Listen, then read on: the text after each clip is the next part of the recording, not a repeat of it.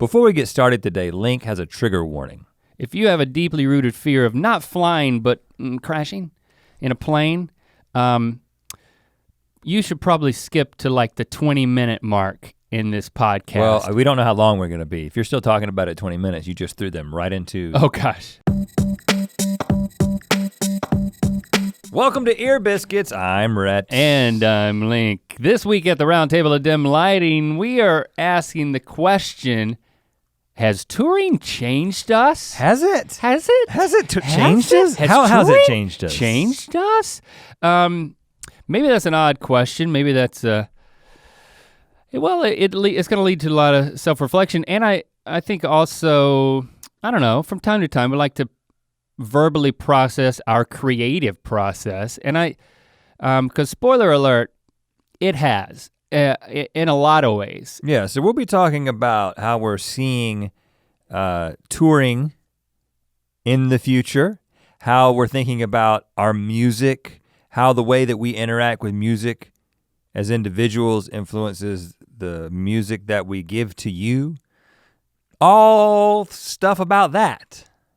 It's gonna be awesome. You're gonna love it.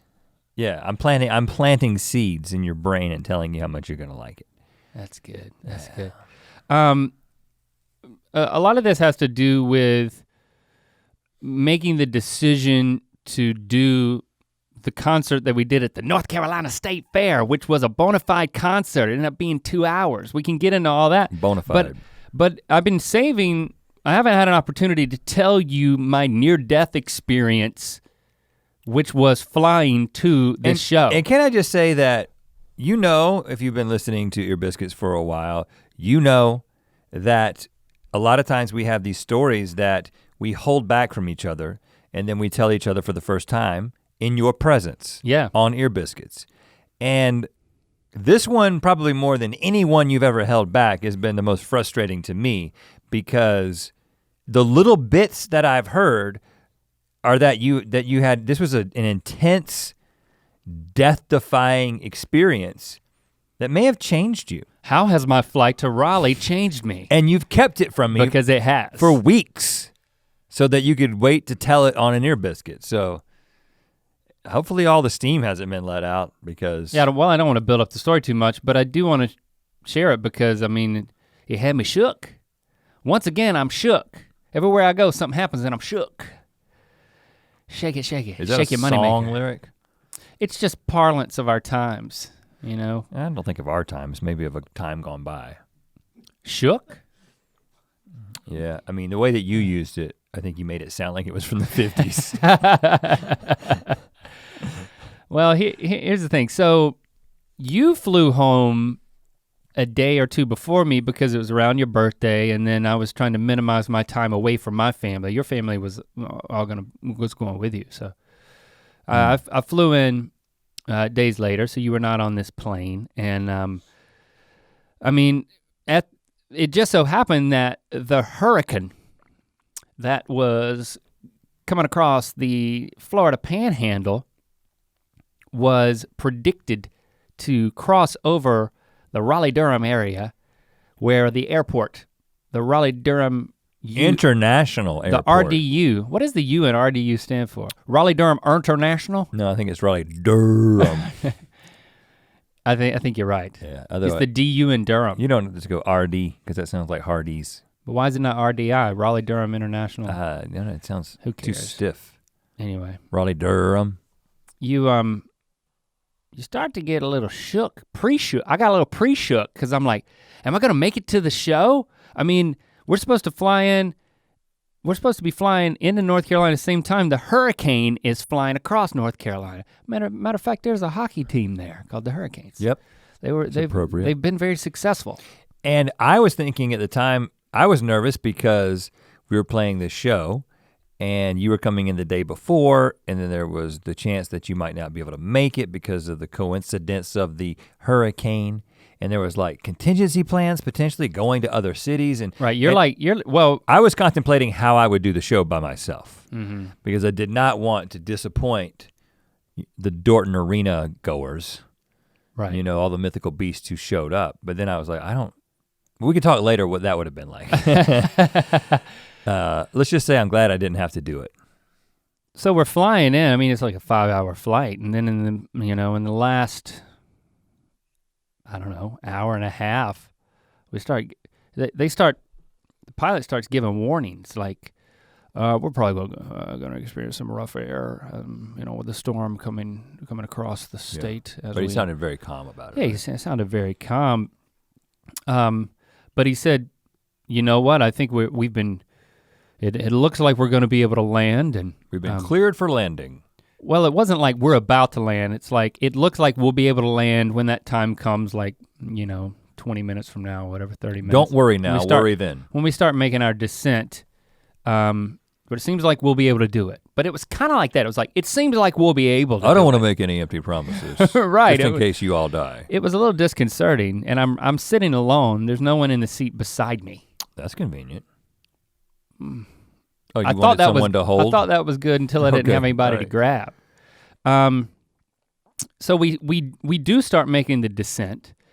Well, as we start coming into Raleigh-Durham, it's like, it goes from being clear. You see all these clouds, and I'm like, well, daggum, that's the hurricane down there. You saw it from above? Well, there's the clouds.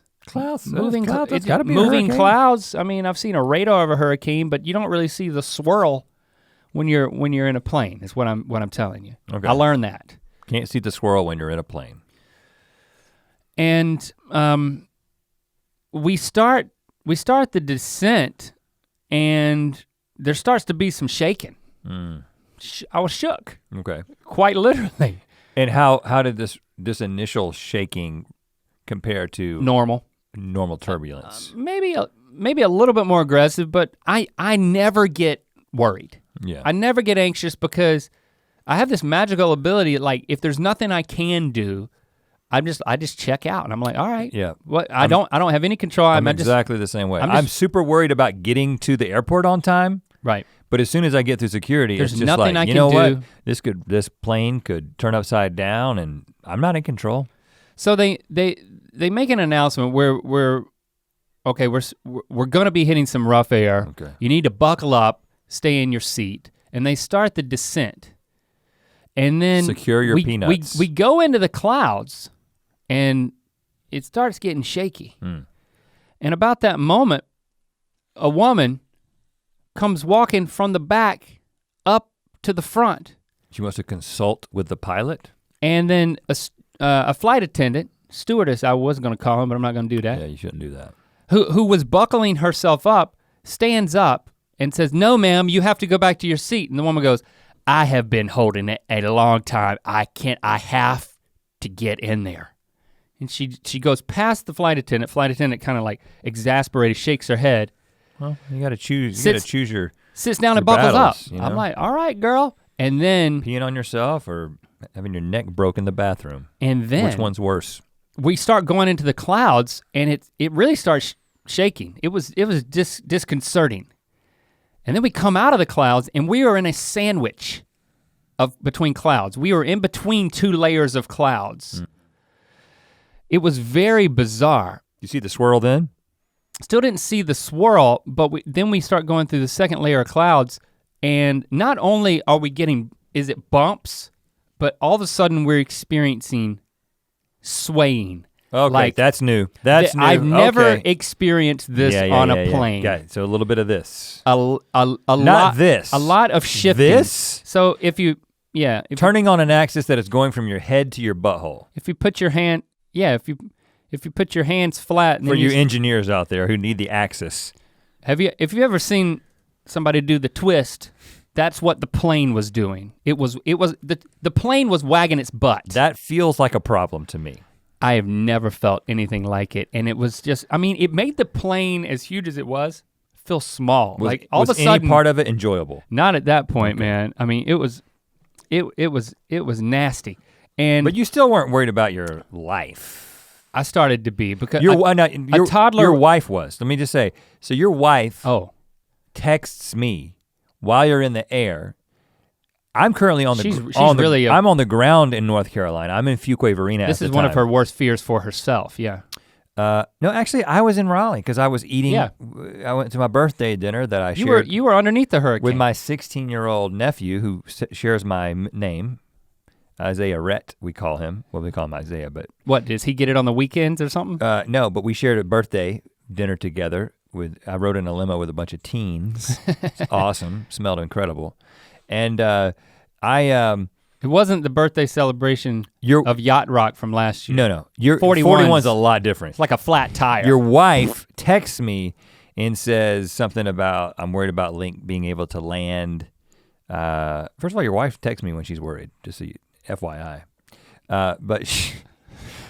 And I'm like. Well, you're a friend. She can text male friends. I'm cool with that. I'm like, you know what? You don't have anything to worry about. I'm currently on the ground in Raleigh. It just feels like it's raining a little bit. It's not even windy. It's not gonna be a problem. Well, apparently, that's what I said. Apparently that's why they gave him the go ahead to land. But I mean, a toddler a few rows back starts screaming, "What's happening? What's happening?" And I mean, again. A toddler? Yeah, a toddler. Okay, like a 2-year-old? Like a kid who can barely speak is saying what's happening. That's the best kind. Again and again and again. And it took everything in my being to not turn around and say, "Shut up, we're crashing. Just shut up about it." Everybody else is just kind of like, just getting quiet. What's happening? Now, the week before, I had decided to watch with the family to introduce them to the amazing television show that is Lost. Starting from the pilot episode, which I forgot that the entire pilot episode, matter of fact, the whole first season is just a reliving of the most cataclysmic plane crash you could ever imagine. A plane literally splitting in two because of turbulence. And I watched this the week before, so I started to feel nauseous. Did you start looking around and think, am I gonna be the leader? Am I gonna be Jack Shepherd or John Locke? Well. Or Sawyer. I'll tell you exactly what I thought. I'm gonna be Sawyer if I crash. The plane started to beep in weird ways. Like alarms started to go off in the plane. Oh, that's awesome. Wheelp, wheelp, wheelp. Okay. Like never heard that before. Yeah, and we're still doing this like shimmy shake, like shake alarms. Yes. What is the kid saying now? What's happening? What's happening? Still saying that. Okay. I didn't have anybody to talk to. I was literally feeling nauseous. Like I was like, all right, I'm gonna grab this. Where am I gonna vomit? My shoe? No, that sack. Yeah, you got a sack. And I thought to myself, Link, make up your mind right now. You're gonna survive no matter what happens. I literally had this conversation with myself. That's an interesting intent. And it was weird because again, it's like I know I have no control and I'm like, I haven't been watching those safety videos, man. All you gotta do is jump right before it hits the ground. Yeah, like an elevator. You'll survive. Right, a falling elevator. Yeah, physics, man. But literally I thought to myself, okay, no matter what happens, just grit your teeth and survive no matter what. Like if you're gonna crash or whatever, it's just have an attitude of survival. I've never had that conversation with myself, like just gearing up for it. And then there was more swaying and a huge drop, like free fall, bam! Oh no! And we're in that second layer of clouds. That's when the plane splits usually. And I'm like, oh my gosh, please just let me see the ground. But please just get to the ground. We can do this. And then all of a sudden, we clear the bottom bun of the hamburger of clouds. And I see the ground. And that ground is a lot closer than I thought it was gonna be. Oh yeah. By that point. And that's not good. That's what you don't want. And then I'm like, you need altitude. And of course I know the geography. So I know this is Jordan Lake and we're approaching in like plane speed. We're rapidly approaching landing, which is at least good that I feel this close where to the you're ground. gonna die. I know we're gonna. You've got a landmark for your death spot. No, we're really close to the landing strip. Okay. But then even though we were out of the clouds, we were still shimmying. Oh gosh. I mean, again, it wasn't like once or twice. It was unlike anything I've ever felt in a plane. It would be like sidewinding on ice in a car. Anyone throwing up at this point? Everybody was quiet except for that. Even the toddler shut up. Yeah, good. Once we hit that big drop. That's what it took. And so we were like going up and down and shimmying. I'm looking at the ground and I think I'm gonna vomit and die and do whatever it takes to survive. And I'm convinced that the plane felt so small and it was moving in such an unnatural way that I could totally believe that at any point it could just be slapped on the surface of the earth, just like whoosh. You know, that drop we had a few minutes back, if that drop happened right now, we would slam into the earth. We should have put a trigger warning on the front of this video. If you're like really, okay, I'll do it right now. We'll slap this at the top. We've done it before, we'll do it again. If you have a deeply rooted fear of flying, well, not really. Say, before we get started today. Yeah, do that. Before we get started today, Link has a trigger warning. If you have a deeply rooted fear of not flying, but crashing in a plane, you should probably skip to like the 20-minute mark in this podcast. Well, we don't know how long we're gonna be. If you're still talking about it 20 minutes, you just threw them right into the nexus of this conversation.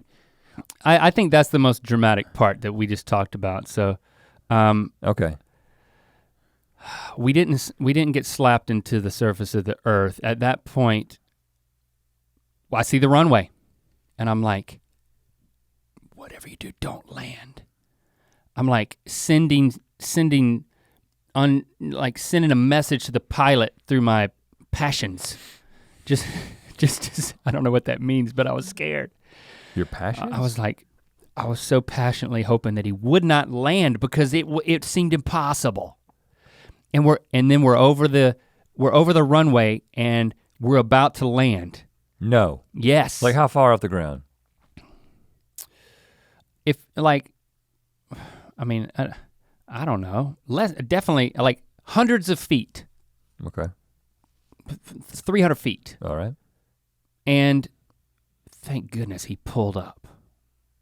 He pulls up and he doesn't try to land. And like people started clapping. A few people said, woo! And then I heard somebody say, don't clap yet! Yeah, was it the toddler? No, it wasn't the toddler.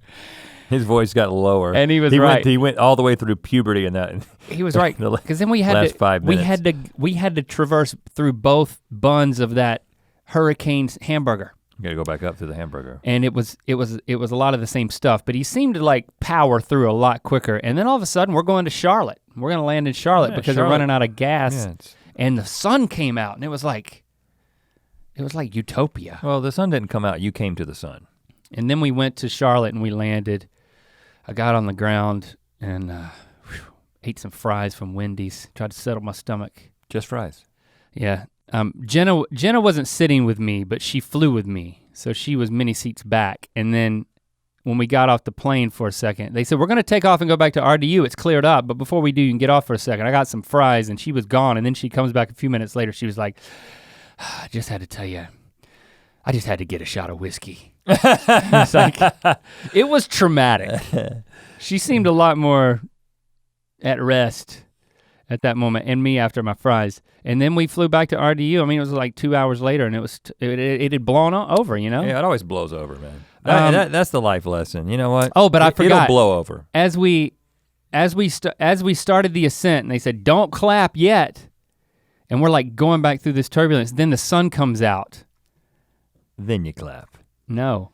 Oh. Then that woman came out of the bathroom. No. I swear. No way. Not a chance. I'm so sorry, I almost forgot. That's the best part. Cannot be true. And I looked at her in disbelief, and she strutted down that aisle like she was the one who was piloting the plane. Hold on. She had saved the day. You're not making this cool up. As a cucumber. She was in the commode. She was on the whole commode time. through everything I talked about. You don't know if she was on the commode. She was. She may have been doing like some sort of like 4-point contact stance. Right, she's like Tom Cruise in Mission Impossible, whichever one that one was, where he's like dangling from the spider rope. I don't know if there's a seat belt on a airplane commode. There's not. I've looked for it. But she walked out with her head held. She's like, sticking her chest out like a proud rooster. I don't know why. So she didn't want to seem embarrassed. She didn't want to seem embarrassed. Hey, She wasn't bleeding. Look confident when you screwed up. Right. I always say that. Can you believe that though? Because now you think maybe she is responsible for all of us living. Oh my gosh. I made it, guys, but thanks for sharing that. I've flown a couple of times since then, and I gotta be honest, a little bit of turbulence brings it all back. Like I started to feel nauseous when we hit just a couple of bumps before, and I have a lot more empathy for Christy, who has had made a lot of progress on her fears. So I didn't try to go into the details with her. So you haven't told her the story? Well, I told her, right when we landed, I called her in Charlotte and I was like, we made it. It was quite a ride. I don't think I need to tell you about it. Quite a ride. Okay. But I need to tell you about it, so thanks for listening. I'm glad you lived. Hopefully you listening is therapy for me, so thank you. I'm glad you lived and made it to the concert so I didn't have to play the show by myself. That's the main reason.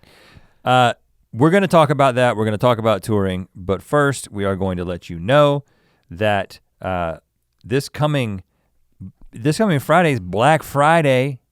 That's because Thursday's Thanksgiving. You know what's happening on Black Friday? A big old sale at mythical.store, 20 to 40% off, and it's through Black Friday through Cyber Monday, right? Is that correct?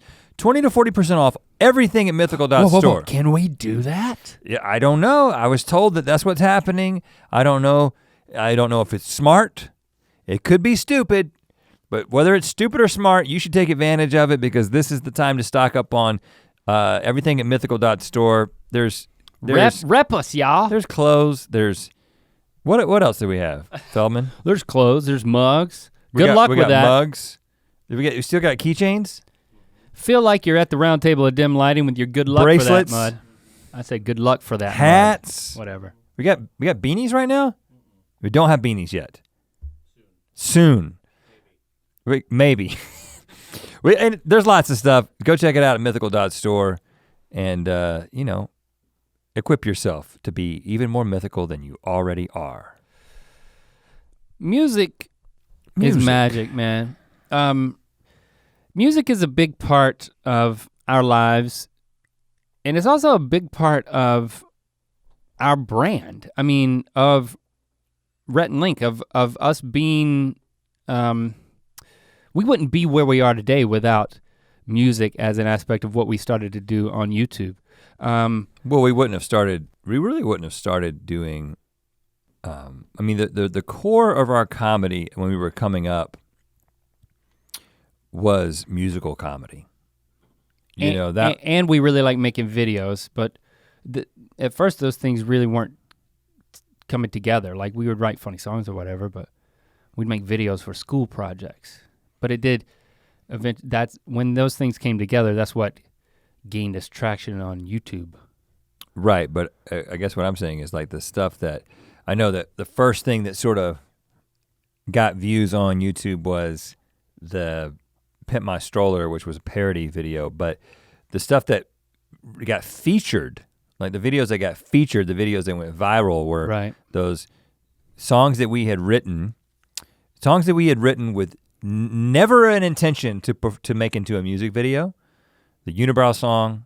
Out of the blue, my eyebrows grew. The Facebook song. Facebook. Are probably two of the best examples. Songs that we wrote with a live audience in mind. The unicorn rap is what we call one of them. What do you think about that link? MC's extraordinary. Actually, we didn't call it that until we decided to make it into a video, and we just added unicorns. And that actually, we thought that would get the that clicks. actually is a little different because that was only ever intended to be a video because it was like for like an intro or whatever. Yeah, that's true. But like you think about the ones that actually, because nobody really watched that one either, but the ones that really got traction in those early days, there were songs that were written with a live audience in mind that then when YouTube came along, we created music videos for them, and that was sort of the beginning of what Rhett and Link comedy was. Mm-hmm. And in a way, we are returning to those roots. I think that's one of the things that is happening as a result of us touring. Well, sometimes I enjoy kind of connecting the dots in what it is we're doing now, and what brought us to this point. Hopefully, as a listener, you will enjoy kind of tracing some of that if you're interested in our creative process, or I don't know why you're interested in this, but I am, so I guess I'm gonna talk about it. But I mean, we decided, I guess the operable question that we're asking is, how has touring changed us? I mean, it's certainly altered and informed our career trajectory, even currently, and I'm actually very excited about where it's going. So I can unpack that a little bit.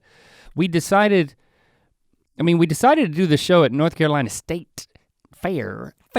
And just to do a concert, just because we were itching to do a show, we were willing to entertain their offer or their invitation to come, because we had toured the previous fall with our tour of Mythicality, which we were only willing to entertain the possibility of doing that because we had written a book, and it's like, if you write a book, you're supposed to tour in some way, but we didn't want to do a book tour, so we did a stage tour, and then we had to like make a whole stage tour thing, and then, so this, even having a willingness to go on tour, which is something that people brought up for years for us.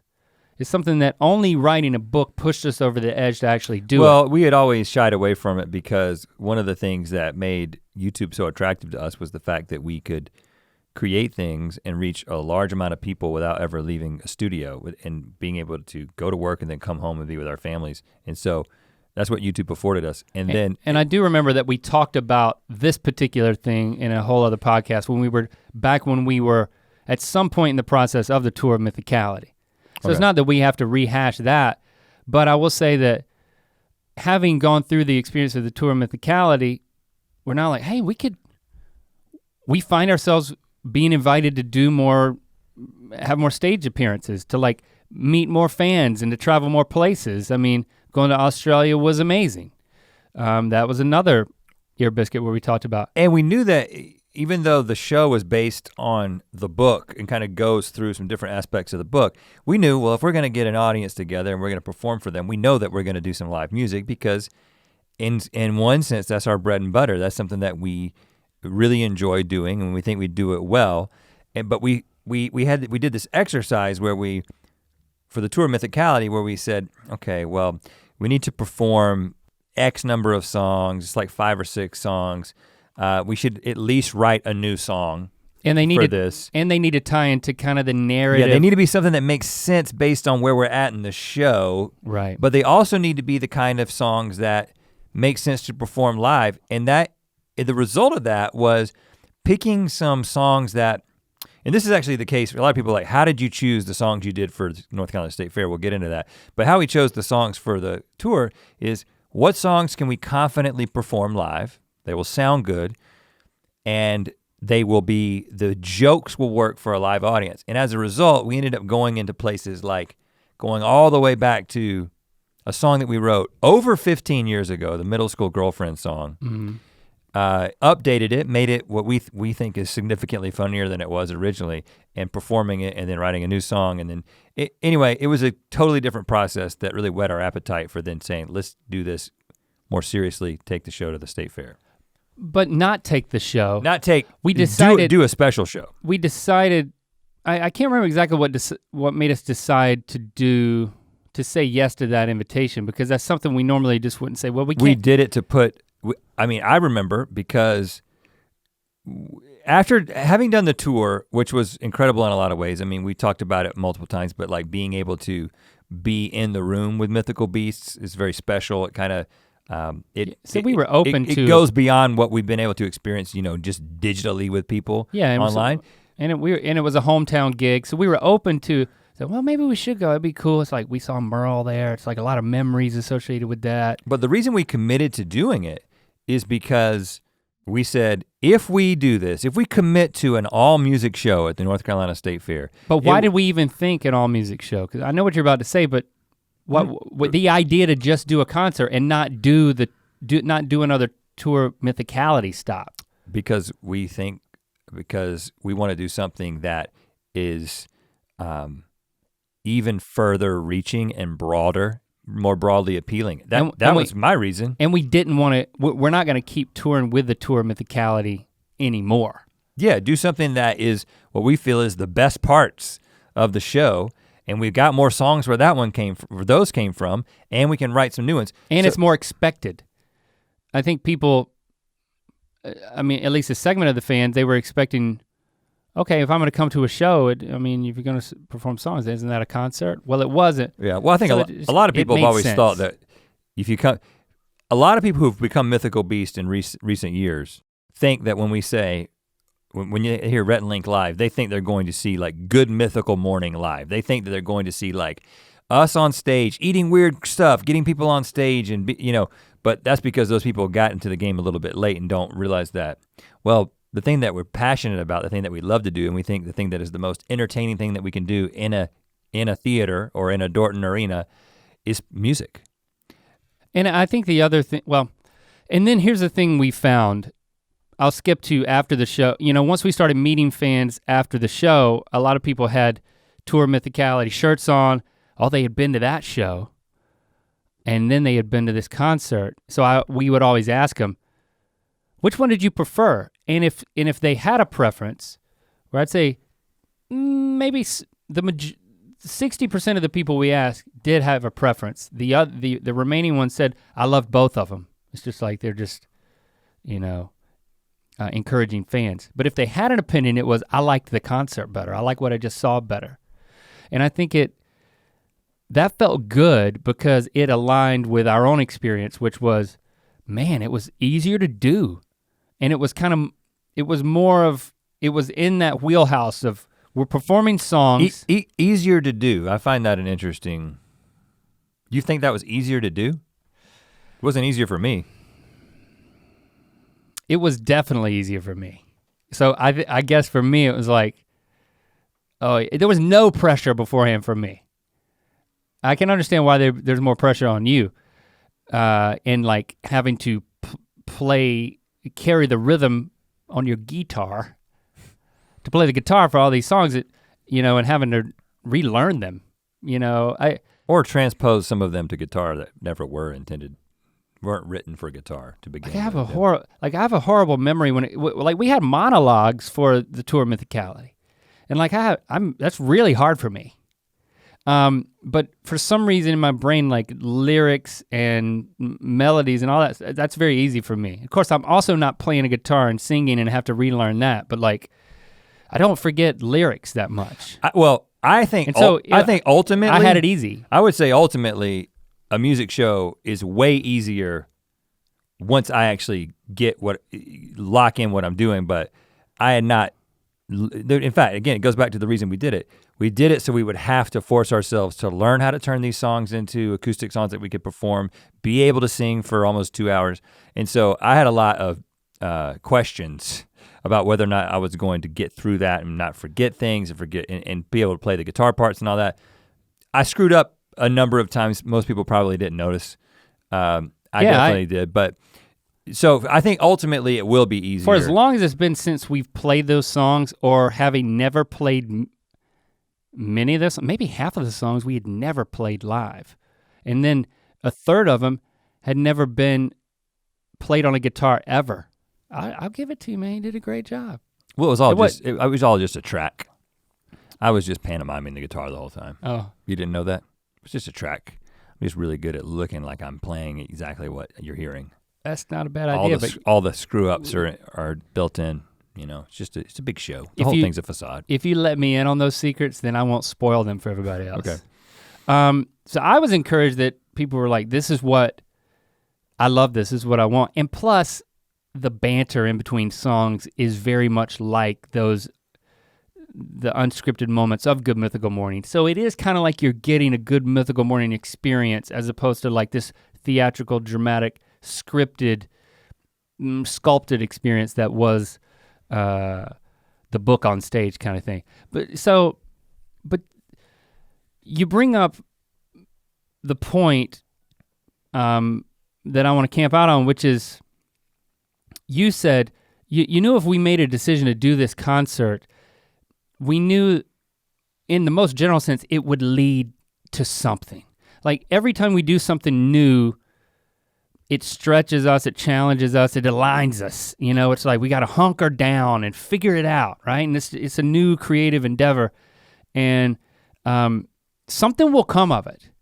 And I think that's what's so exciting is having done that once and having not, you know, when it was over, it's like, yeah, we can do this more, you know? And we are. We should go to London and do this. Do it at VidCon London. And we're gonna do it more. And then we're gonna go from there. But it's, you know, it's exciting when even if it didn't go well, it would lead to something. Everything you do leads to some other decision that you have to make creatively. And I was very encouraged that like, yeah, that having done it's like, yeah, we can do more of it. And then the fan feedback was, yes, please do more of that. Yeah. So there was also an alignment there. And it also forced us to write some new songs, which is something we haven't done. I mean, first of all, it's such a big part of who we were, and then we stopped doing it. Well, I don't want to, we haven't stopped writing songs because, well, that's true. You know, we did an album with each season of Buddy System. And I even tend to forget that because I feel like it's kind of. And that was a lot of songwriting. It's Buddy System is hidden over there. Like I act like Buddy System doesn't exist.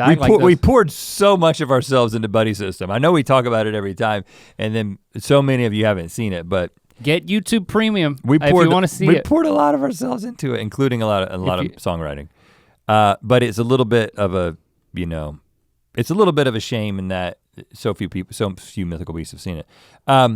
But I think, what we have gotten away from is the songwriting process that we employ for the live performances, and to me, ever since YouTube started taking off. Yeah, because something happened. You know, obviously those first couple of songs were written with a live audience in mind. So if you were just to listen to this song, just listen to the lyrics, you would laugh.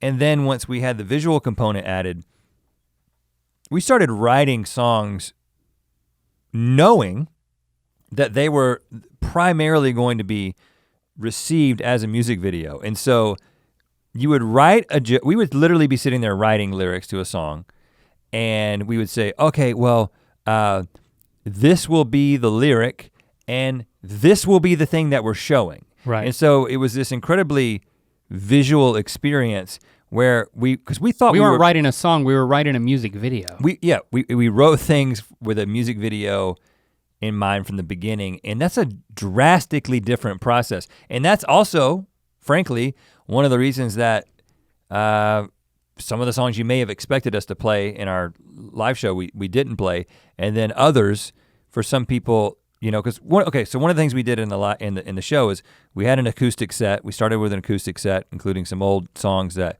people recognize and some new stuff that we had written. Then we introduced some very special guests who was Rabbit Lightning, and we don't know if we did that kind of as a special thing for the North Carolina State Fair. We don't know if we're gonna keep doing that, but it really worked for that crowd.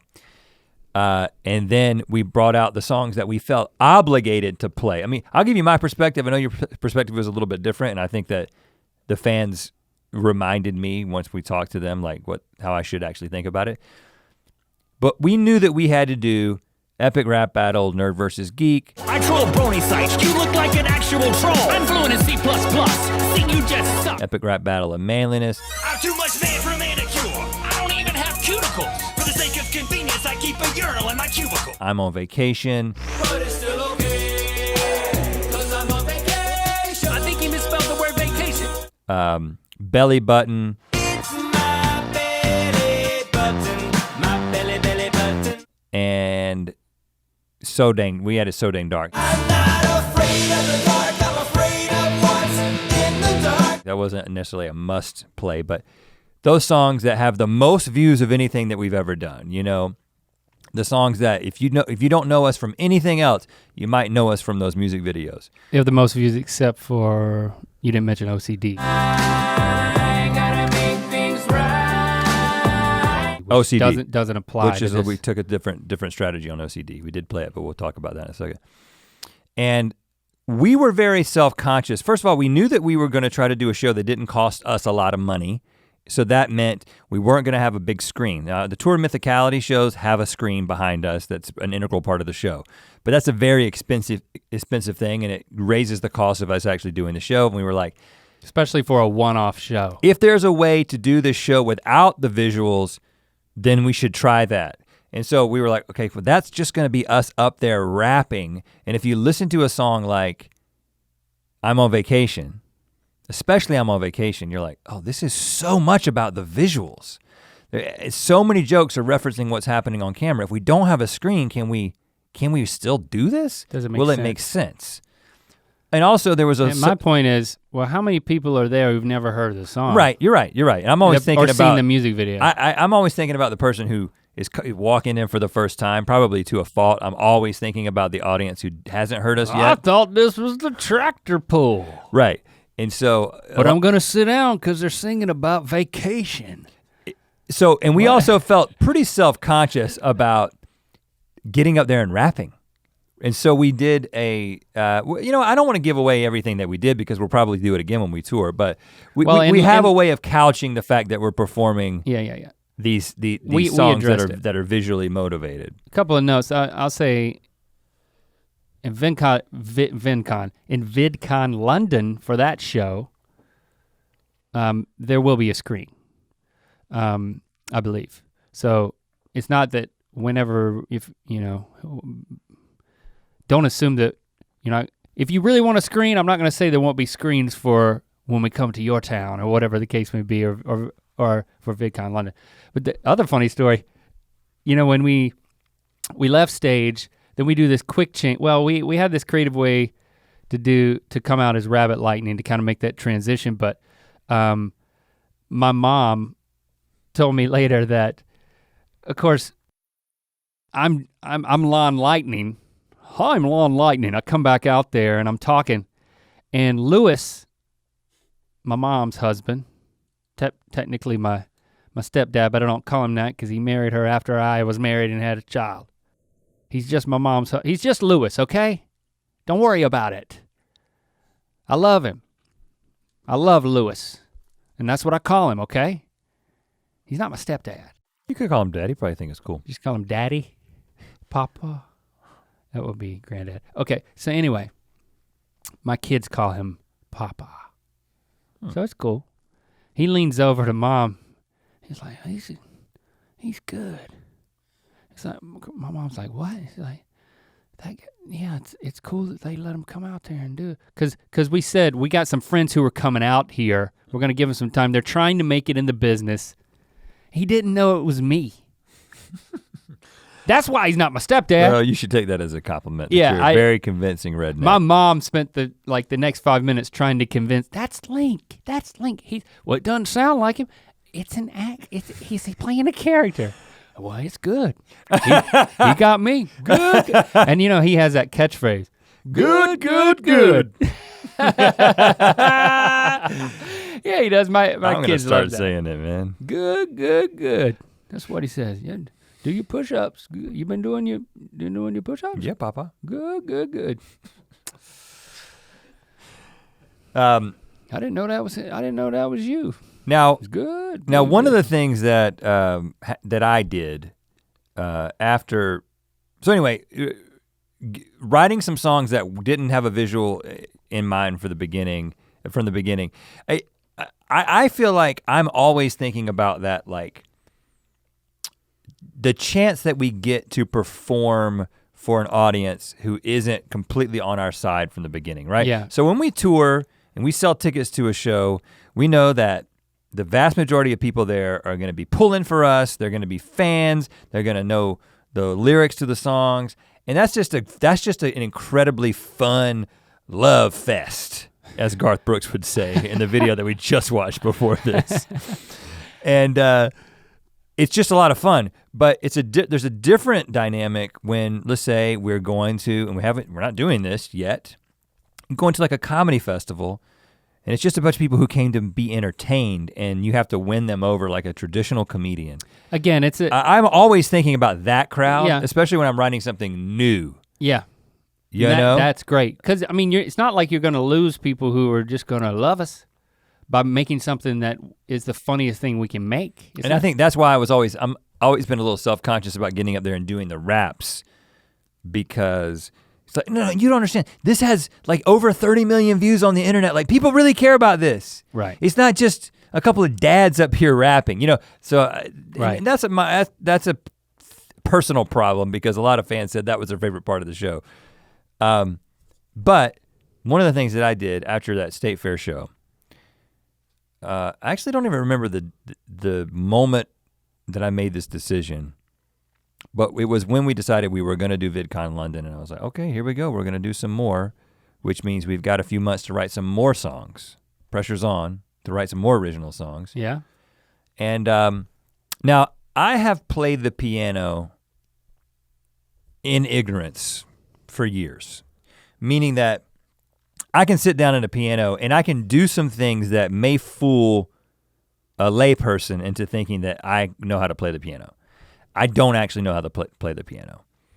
But if you play in the key of C and you stay in the white keys, and you can make people think that you can play the piano, right? And I have written some of the instrumentals for our songs have been written on piano, but it's very much like I'm not playing, I'm just kind of piecing things together because I know what the notes are. Yeah.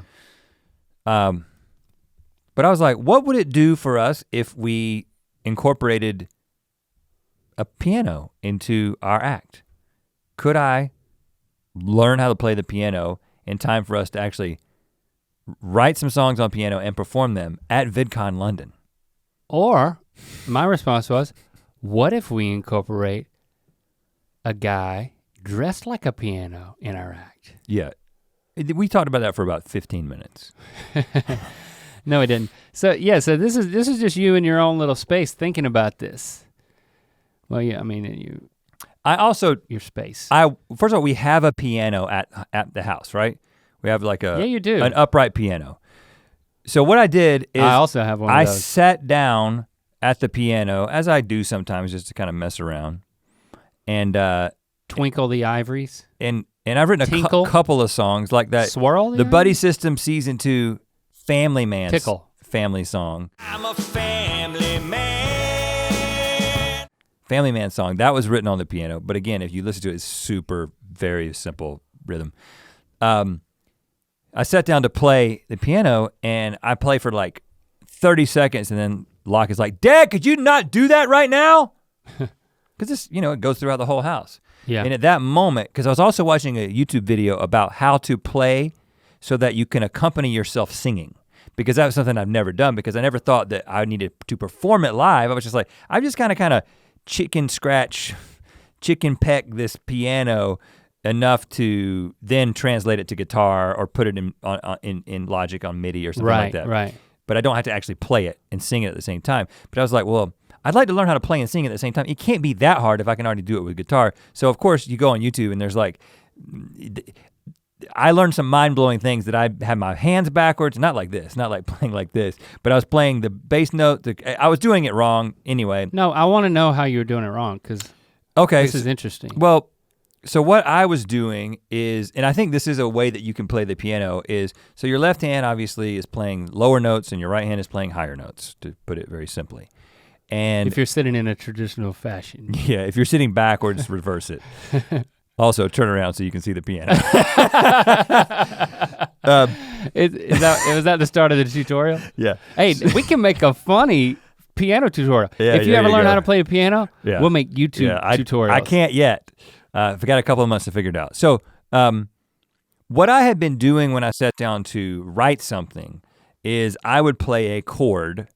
I kind of figured out pretty quickly that, if you just separate in the white keys, if you do every other key and you do 3 of them together, you're playing a chord. Yeah, I knew that. Right, and then I would play some kind of melody with my right hand, which that is a way that you can play piano if you are playing a song that isn't to be sung, because you're playing the melody in the upper keys. You're like playing the elevator version of Coldplay. Right, but if you wanna play so that you can accompany yourself, And again, if you know anything about piano, you're like, this idiot doesn't know what he's talking about. But I am giving you my layman's understanding of this, which come to VidCon London, I'm gonna be playing the piano and singing, so yeah, take that. We're also gonna charge you for this part as a tutorial. Like this is a paid tutorial from someone who has not yet learned how to play the piano. But It's like, that's so you, by the way.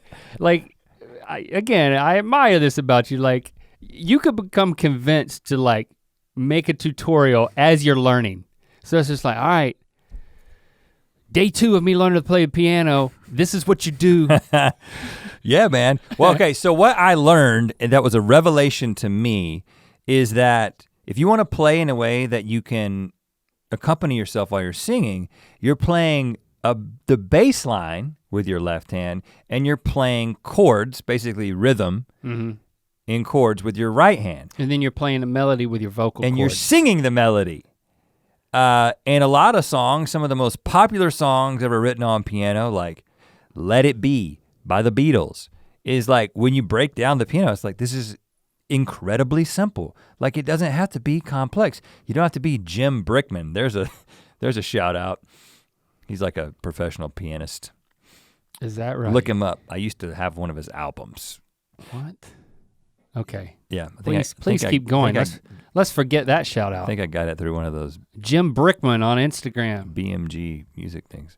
Anyway, so this was a revelation to me, and by the time I finished this YouTube video, You were in tears. I felt like I was on my piano, and and I had gone back to the piano, and then the kids have been like, Dad, you've got to stop playing. At that point, I went on Amazon, and I said, you know what? I feel inspired. I want to write some music on the piano, but I've got to be able to do it whenever I want. I need a keyboard because I need to be able to put my headphones on and play to my heart's content. Keytar? Did you mean to Keyboard. say keytar? So I bought a keyboard, a Casio. I didn't want to get crazy, you know what I'm saying? I didn't want to get too expensive. Okay. Does it have the buttons for the beats? Boom, boom. It does, but Bossa Nova? I've yet to activate those. Oh, you haven't even activated. I don't play the beats. I owned a keyboard at my Nana's house. I'll play the beats for you. Once so you I can stopped rap. playing with the Castle Grayskull, I wanted a keyboard, and I put the stickers for the notes on the keys. Have you done that to I your don't do keyboard? the stickers. The stickers are in my mind. Really? Here's something though. This is something that has been super exciting. Now, I don't want to build it up because We may get busy. the song, I'm only gonna promise that there will be one song on keyboard. Oh gosh, that's gonna be hard to justify bringing a a keyboard. Okay, there's gonna be 2 songs on keyboard. Can I play too? Yeah, you can hit one, you can like hit the high notes. I think this is a bit. There's gonna be a bit about the keyboard. Yeah, we gotta justify bringing it, you're completely right. What about drum machine? We can get into that. But I'm buying a drum machine. one of the things that I have figured out is, okay, so my guitar playing is pretty limited, right? I can play a very reliable rhythm. I can play bar chords up and down the neck. You know, I can play all the standard chords. I play a few chords that are 7s or diminished or whatever. And I do all this mostly by ear, so I don't really know. When I'm playing like a weird chord, I have to like go to an app on my phone to know what I'm playing. I never took music theory. I just kind of know what chords I'm hitting. But you pretty quickly, in my experience, if you're limited like me and you never had a guitar lesson, you pretty quickly just kind of get to the end of what you can do on a guitar in terms of writing a song. It's like, okay, I can basically play in any key in the standard rhythms or whatever, but I can only do a few sort of altered chords. It's mostly just majors and minors, straight stuff, maybe a 7th or something like that. But when you sit down at the piano and you just, Does it spread for you? you combine a few things and you're like, oh, well, sometimes I'm hitting the bass note of the chord that I'm playing. Sometimes I'm hitting a different chord from the bass note that I'm playing. And what the cool thing that has happened is you begin to hear like a genre, like an era of music coming out of the piano. So like I'm playing like I don't remember what the chords were, but like I actually mishit hitting a G and a G at the same time, and the chord was a little bit too high, and then I kind of like corrected it. But just going from that step up to the G, it sounded like an 80s like pop song. And all of a sudden you just start finding that the world of music that can be explored on the piano, it just suddenly hit me, and I was like, why did I discover this at 41? Do you think that, because it makes me think, like, we got a piano in our house, and I invested in piano lessons for all 3 kids, and you know, we found a good piano instructor who I listen in on what she's telling the kids, and it's like an inspirational, it's like a college music appreciation course. She's amazing. Also teaching them guitar, and it's, again, a credit to you. I think this is a difference between the two of us. I was making fun of like the confidence that you would you do a tutorial before you know how to do something. I was really making fun of the fact that like you'll leap in and say, I'm buying it, I'm doing what you do. For me, it's like, well, I never learned the piano, but I want to give my kids that. It's funny that that's been my application. Because I did have enough understanding. It's like, if you can learn piano and understand music in that way, it translates. I just felt like it translates so much more in terms of like, okay, then you can move to guitar or even drums or whatever, because of what you're describing that you're discovering as a middle-aged man. I am curious if our kids are, if they're connecting those dots, or if it's something that like is within you. Like all of our kids, and your kids too, they played for a while. But it's funny, they've done pretty well. You know, because my kids are very much like me and my wife in a lot of ways, but the things that I see in them, I'm like, okay, so both of them took guitar, Locke took guitar, Shepard took piano. They took it for a while, and then they kind of just lost interest, right? Yeah. But when Shepard and they both they still both want to play from time to time, but both of them, maybe Shepard a little bit more than Locke, took a very different approach, which is the same approach that I always took. Like when I learned the guitar, I've got the books and like learned how to play like some Eagles songs or how to do like some, Leonard Skinner riff or something like that.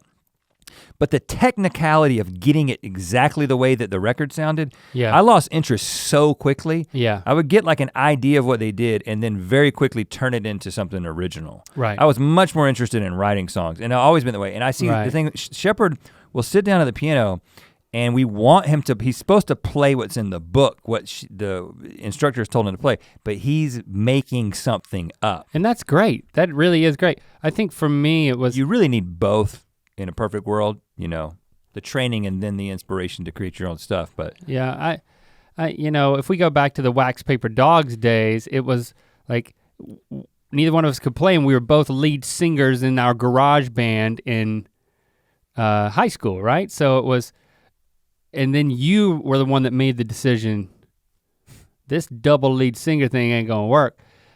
Where I think for me, it's like learning to play guitar or do anything, it's like if I feel like I can't invest enough to do it perfectly, like to invest deeply and it be a lifelong commitment, I would just rather not do it. It's just, that's a subconscious approach that I have that's like, well, I can't do this, but I can give it to my kids.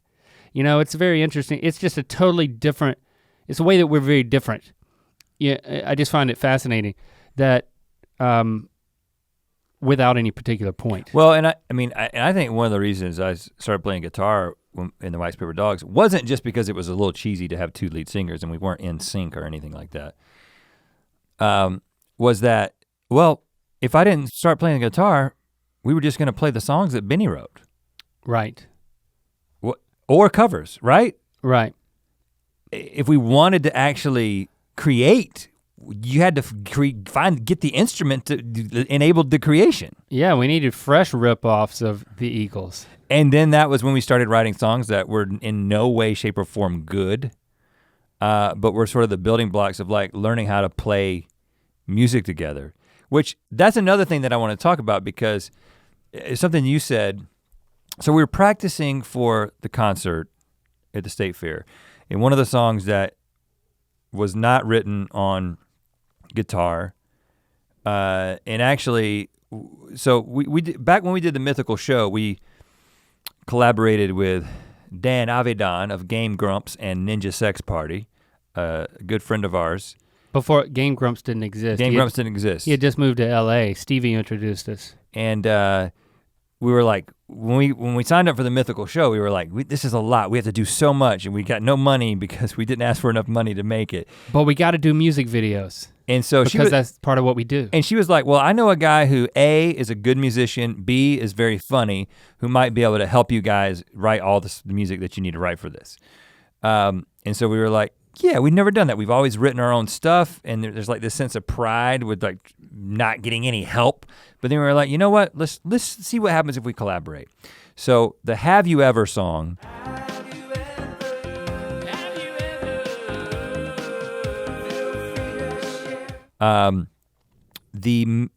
Basically the chords and in large part the melody was written by Dan. Actually, and a lot of the lyrics. I think specifically they were written by Ninja Brian, because the music part. I don't think Dan. I don't know for sure, but I don't think he plays anything. I think he's like me, and I think that Brian is like you. And he plays keys and plays all the multi-instrumentalist is Ninja Brian from their band Ninja Sex Party. Because we said we wanted to do something that was like Hall & Oates. I don't. Or did they just? No, is that what they just came back with? Because that's kind of their sound at the time. They have such a 80s soft rock sound. I mean, look at they put out 2 cover albums and they like got Toto and stuff on it. It's amazing. So he just does that. They do that on instinct. So we determined we want a song called Have You Ever that's like, things that you can relate to that then increasingly goes to crazy things that just like it falls apart. And we may have written some jokes that he could take and turn into lyrics, but and then they came back with a demo for us. First time we had ever collaborated with somebody musically, it was over email. And we were like, because we never met Ninja Brian. Not at the time, no. And we were like, well, he lived in like England or something. He was like studying in England at the time, yeah. Or he was a professor. I don't know, lots of weird stories going around. You can't believe those guys. Anyway, the demo came back and it had this 80s vocal effect on it. We're like, damn, this sounds like Hall & Oates. Yeah. We didn't like the chorus, so we rewrote the melody of the chorus and worked with our producer Mark on it. Okay, yeah. That's a part of the process that I really enjoy. Again, I like to take something and tweak it. I like to perfect things. I don't, so starting from nothing, thin air is a nightmare for me. It's like a plane crash. But but the thing, give me something. The thing that you said when we were practicing, and Have You Ever? There's a moment at the end where it kind of you just start going nuts singing. Yeah. Now, first of all, I had to translate this very like Hall & Oates 80s rhythm that needs to be a drum machine and a keyboard into a guitar, which it loses a little bit of its Hall & Oates-ness. Yeah. When you translate it to guitar. But you made the point when you were trying to memorize that last part, and we kind of changed the lyrics a little bit from what happened in the video, right, that you were like, this is a melody that I never would have come up with naturally, and so it's difficult to lock into my brain. Right. We had the same experience when Ben Bram, we partnered with him to write He produced Pentatonics. Yeah, he's a Pentatonics producer. Won a Grammy. Who helped, we basically wrote the lyrics for Barbershop Quartet. If I Had Another Me. Had Another You? Buddy System Season 1 song. And then he turned it into a 4-part Barbershop Quartet song. He gave us the individual tracks to learn, like they call them the stems, and it was very challenging. It was so difficult for us to sing because when you sit down to write a melody, you are referencing a cacophony of all the music that you have listened to and kind of sung along to, that you've connected with and kind of your brain is melded to. And for us, if you reach into this jukebox of our past there's gonna be this mix of things, and one of those things is gonna be a lot of country music, right? Oh yeah. So not just Merle Haggard, not just old country, but the Brooks and Dunn at the time that Brooks and Dunn was popular, and Diamond Rio, and Clint Black, Garth Brooks. There's a lot of that. There's a lot of country. It's not all country. It's not all though. country. That's one element of it, right? Yeah. But then you've got like R&B, Yeah. soul, even some like getting back into for me, and I assume you as well, like Elvis and Chuck Berry and that kind of thing. But these songs are all, for me especially, a lot of it is kind of coming from this like Southern rock, Leonard Skinner, Allman Brothers, country, R&B, but like a lot of Southern music. You know what I mean? And if you just listen to like the melodies and the way that they kind of come out when I just naturally start singing something, they can kind of be tied back to all those genres that influence. And that's one of the things that excites me about the piano is that it throws you into a different place that just doesn't come for somebody who's limited in what they can do on a guitar like I am. Yeah. But it leads to situations where if you're collaborating with somebody and they come up with a weird melody, it's very difficult. Like going from that note to that note, my brain has never made that connection before. I would consider music my main hobby. I think that the main things I like to watch are music documentaries. I've started just the habit of just laying in bed and listening to music. And then I started not just listening to music on headphones while my wife is already asleep or something. She usually goes to sleep for me. I'll just lay there listening, just analyze. I just love to analyze. But then starting to watch music videos. Like I got on this Chicago kick. I was telling you about this where I was like. Well, you were telling everybody about it. Yeah, I couldn't There stop were talking like three dinners that we went to. I don't know when this is coming out, so I'm not gonna. We recently took a trip to shoot some GMM in another place. I don't know when this episode's coming out in reference to when those are coming out, so I'm not gonna give away what it was. You mean Memphis? Can we talk about that? I don't know. Who Yeah. cares? We went to Memphis. And Went to St. Jude. We're talking about it. it was awesome. There's gonna be videos about it. I can't keep this stuff straight anymore. I went back to I couldn't wait to go back to my hotel room and just listen to music by myself and have my own quiet space. But then I started watching Chicago, the on band. the next meal, what I'm getting at is like the breakfast after the night. Like we would get together in the morning, we're getting ready to like shoot the next video, and we're all kind of like in the hotel lobby eating something. And you would start talking about what you experienced in the documentary, and I would kind of look around and I was like, who in this group is actually listening to Link right now? And my impression was no one. Did you know that Chicago, the band, the first lead singer, he passed away in a tragic situation that I don't want to go into. But then the second lead singer was Peter Cetera, this amazing vocalist.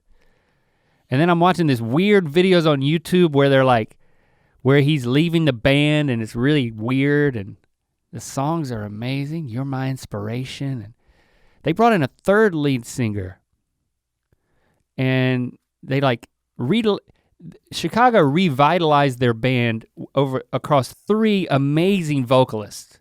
That's just not something that anybody can do. Until the next night when I discover Genesis did it. Let me watch the VH1 behind the music on Genesis until I fall asleep. Are these just uploaded to YouTube? Yeah, like they're ripped on YouTube, 4:3 ratio. I guess the point I'm making is that, I love music. I love how it moves you. When you talk about melodies, I'm so obsessed with hip hop because it seems to me to be changing so much quicker than how I've experienced any other music changing. And it's a puzzle to figure it out and to appreciate it and not just write it off. And then once you hear someone who's amazing at it, like, okay, you can reduce what Migos does to, again, I don't wanna go off on all these tangents. We should do this in another podcast. And you study the rhythms, it's like, okay, it blows my mind. I mean, if I listen to Post Malone, not just because I've met him and he says he likes us and he seems super cool and that makes me super cool if I listen to him. I came to a conclusion one night, just in my cans. The dude is a melodic genius, and I'm not saying that because he thinks that our show is entertaining. But that helps. There's a certain moment where you can just listen to music and you're like, whoa, I get it. And I understand how difficult it is to invent what he did.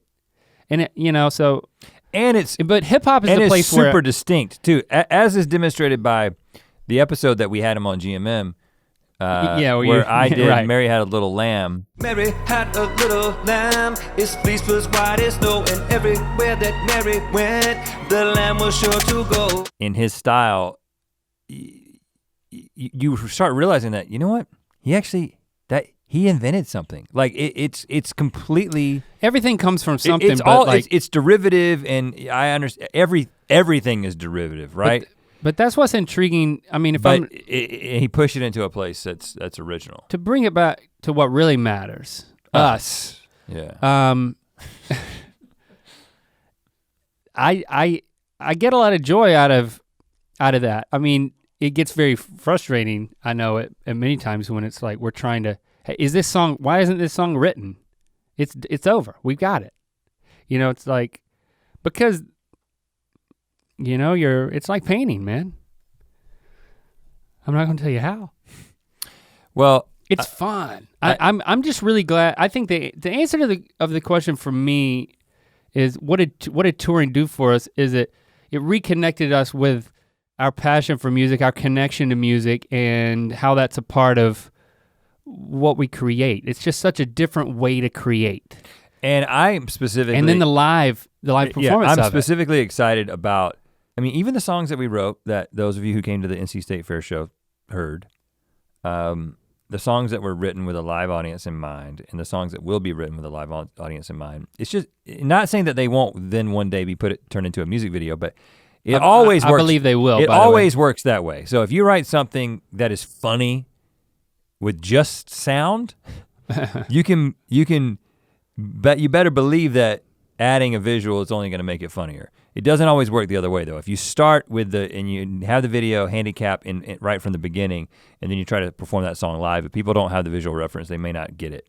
So I'm super excited about that because I think it's the comedy quotient of those songs is that much higher, but it's also just, we're kind of discovering that we didn't think it was gonna be a part of our, greater strategy, but I think that playing music live for people, at least in moderation, not crazy world tours where we're gone for months at a time, but short stints in places is a part of what we're gonna do creatively. In the next phase of our creative endeavor. We've come back around to it. So I think that's it. That's the answer to the question. That's the huge takeaway is as we think about 2019, that's an aspect. And some opportunities start to come out of the woodwork, It's like some really cool stuff that we got an email 2 days ago that was like, it was to play at a particular venue that's like, oh, that would be exciting. Yeah, well, and the interesting thing is that that was very vague, by the way. I love the vagueness of that. Yeah, they've got a certain venue that would be very exciting to play at. I can't say that. I can't say that. But I am very excited about it. Because if it doesn't happen, I don't want anyone besides me to be disappointed. An interesting thing that I could not have told you, because you go back 10 years, we've been doing YouTube 12 years, but you go back 10 years and that was when we were already like in the throes of full-time YouTube, 2008. We started our business, we were doing this thing full-time. We were doing a bunch of music videos, that was our bread and butter. And at the time, Flight of the Conchords was kind of in their heyday, like, their special had come out. I don't remember the exact years that the 2 seasons on the HBO, but it's right around that same time, right? It's been like 10 years. Yeah, I think it was 2006 though. And so in terms of like musical comedic acts, you know, you had Tenacious D, you had Flight of the Conchords, you had Lonely Island, of course Weird Al. I'm sure there's others that were missing. But the interesting thing is that 10 years later, I would have told you that there were a bunch of musical comedy duos out there or trios that are playing music and doing what we thought we were gonna do back in the day, and then kind of YouTube sort of changed our plans. But you know, here we are in 2018 and Flight of the Conchords has a new special. Tenacious D just released the new album and the YouTube series. The YouTube series that's got Jack drew all that. I watched the first episode the other night. It was hilarious. Oh, it is? And the animation is so crazy because he just drew these it's actually genius the way that he did it. It's like it's not animated. It's like a storyboard. It's like watching a storyboard, but it totally works. I mean, when he was here and he told us a little bit about it. He was like he was like apologetic. No, like but comedically apologetic. I love the approach. But I say that to say that, you know, a decade has passed. All this incredible entertainment has been created, but really when you ask people to name musical comedy acts, it's kind of the same people. We kind of got lucky that I'm super excited. I just don't consider, I honestly don't consider us in that group. No, I don't consider us in that group at all. Which my point is our aspiration, ever since we saw Flight of the Conchords in the HBO special, we were on the road doing like a college tour and in like 06, or maybe even before that, maybe 04, and we saw that special on HBO in the hotel room, and we both got mad because they were so much funnier than us. Like just so much funnier, right? And I still think that they're a lot funnier than us, and I aspire to be that funny, but what I'm getting at is that I am at the age of 41 getting ready to learn how to play the piano so we can perform a song in London. 2 songs. You can hit the high keys. I am super excited about what this next phase can bring. And hopefully we will be mentioned in the same breath with those guys at some point, right? My point is that they got old too, and they're still doing it. Yeah. Nobody came along to replace them. Now we're old too, but we got a lot more music to play, man. A lot more music to play. We got a lot more music to play, y'all. I'm excited about it. Yeah, I'm so grateful that that we decided to do the NC State Fair show, and then it led to, hey, let's do more of this, and that it's a sense of momentum, you know, and it's not at the expense of anything else, Good Mythical Morning or the other things that we're writing. Yeah, we found a way to, because there are other things that we are writing. Lots of things that we're working on that we can't tell you about yet, but music is one of them. And those of you who've been asking, is there gonna be more of this? Yes, there is gonna be more. And hopefully at some point, we're gonna be coming to a place near you. Can we end this with You're the Inspiration by Chicago? We can't, can we? I think that's illegal. We can't. You know what you need to do right now, right after this is over, you need to play Chicago. Well, bring it up in a different tab You're right the now. Inspiration. And just play you that. Can play it right now. Play that for yourself. You hate that, Feldman? You hate You're the... Listen, you hate man, that song? You gotta approach it with an open heart, man. You're the meaning the in vocal my life. treatment. Is that what I gotta do? And then go over and listen to some Band of Horses. And you tell me, you don't like them either? You don't like them either. Well, that's your problem. You don't like Fleet Foxes? You listen to some Band of Horses and see how that vocal treatment is like a Chicago ripoff. Yeah, that's why you hate both of them.